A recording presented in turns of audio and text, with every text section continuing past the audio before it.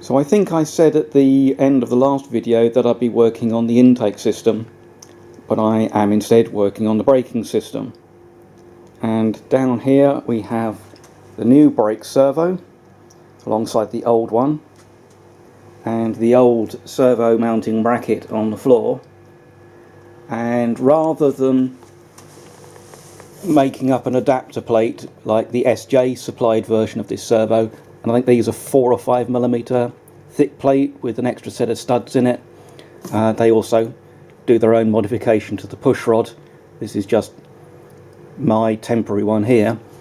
That plate is subject to being flexed, and the stiffness entirely down to the thickness of the plate, and I just decided to instead make a complete new mounting that's much more of a three-dimensional structure, and getting its stiffness from the structure rather than just the thickness of the metal.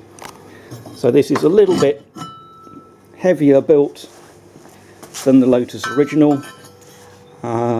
This is about 2.6mm steel, this is 3mm. The difference between the two is about 100 grams. But whereas this has this additional bracket running to the slave cylinder just to give it a little bit of lateral stability. I've added the ribs to give the stiffness, and obviously it just goes directly onto the rectangular mounting pattern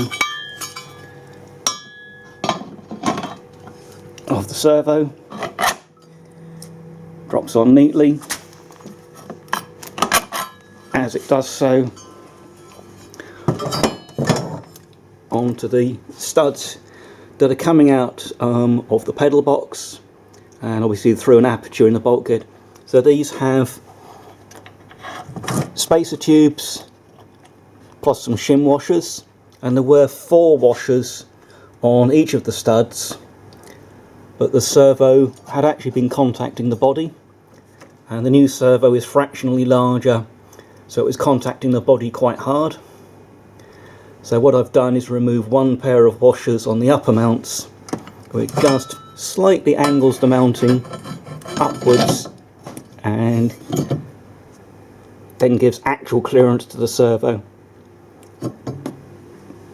So that's all come together quite nicely, and the next thing to do will be to give it another pass through the blast cabinet, give it a proper degreasing, and give it some paint.